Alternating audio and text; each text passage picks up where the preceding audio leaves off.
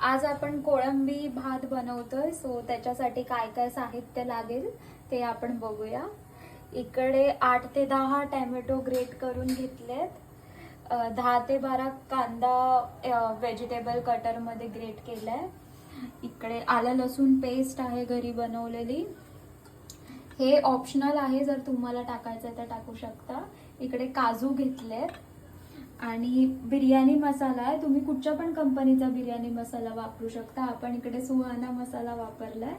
आणि ह्याच्यातून आपण हळद आणि मसाला, आपला मालवणी मसाला हे वापरणार आहे. आता इथे 1 किलोची आपण बिर्याणी बनवतोय, तर 1 किलो राईस भिजवून ठेवलेला आहे धुवून. आणि इकडे 1 किलो प्रॉन्स आहेत, त्याला आपण लिंबू आणि हळद लावून ठेवलेलं आहे. याच्यामध्ये आता अर्ध तेल आणि अर्ध तूप आहे. या वाटीचं मी मेजरमेंट घेतलंय, कारण माझी 1 किलोची बिर्याणी आहे. ह्याच्यामध्ये अर्ध तूप आणि अर्ध तेल.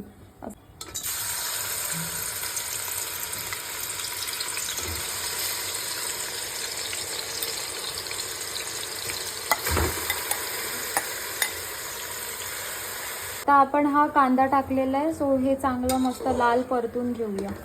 ही आता अद्रक लसूणची पेस्ट टाकतोय आपण. ह्याच्यामध्ये थोडीशी कोथिंबीर ऍड केलेली आहे आणि ह्याला पण मस्त परतून घेऊया, त्याचा उग्र वास निघेपर्यंत. आता आलं लसूण पेस्ट आपण चांगलं एकदम परतून घेतलेली आहे, त्याचं एक स्मेल निघेपर्यंत. आता आपण हे ग्रेट केलेले टोमॅटोज टाकूया. त्यामध्ये आता आपण ग्रेट केलेले टोमॅटोज टाकले. हे मस्तपैकी ह्याला पण परतून घेऊया छान. आता आपण टोमॅटोज वगैरे लवकर शिजले पाहिजे, त्याच्यासाठी आपण आपल्या स्वादानुसार मीठ टाकूया.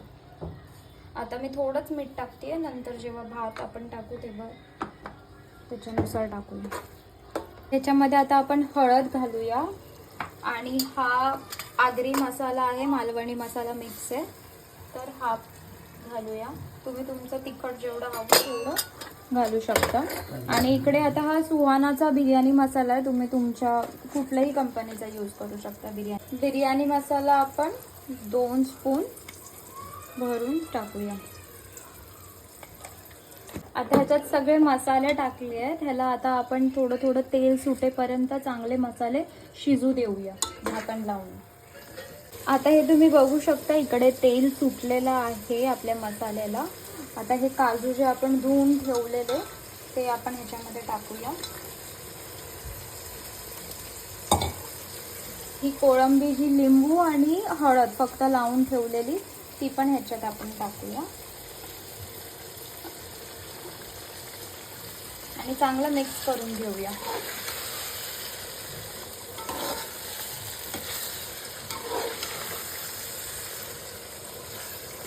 आता आपण ह्याच्यामध्ये आपला भिजवलेला बासमती राईस जो आहे तो ह्याच्यामध्ये टाकूया.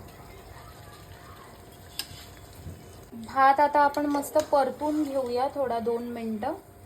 आणि मग नंतर ह्याच्यामध्ये गरम पाणी टाकूया. बॉईल केलेलं पाणी आहे हे ह्याच्यात मी टाकते, नंतर जसं लागेल तसं टाकूया. आता आपण आधी फक्त कांदा टोमॅटो पुरतं मीठ टाकलेलं. आता राईस टाकल्यानंतर परत स्वादानुसार जेवढं आपल्याला मीठ लागेल तेवढं टाकूया ह्याच्यामध्ये. त्यामध्ये पाणी, भात वगैरे सगळं मीठ वगैरे टाकून झालेलं आहे. आता ह्याला आपण 10 to 15 मिनिट्स झाकून वाफेवर शिजायला ठेवूया. राईस आता आपला मुरत आलेला आहे.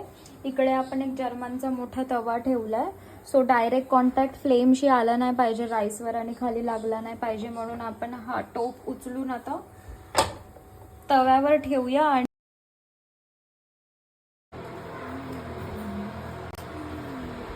आणि अतिशय सुंदर आहे. बरं झालं.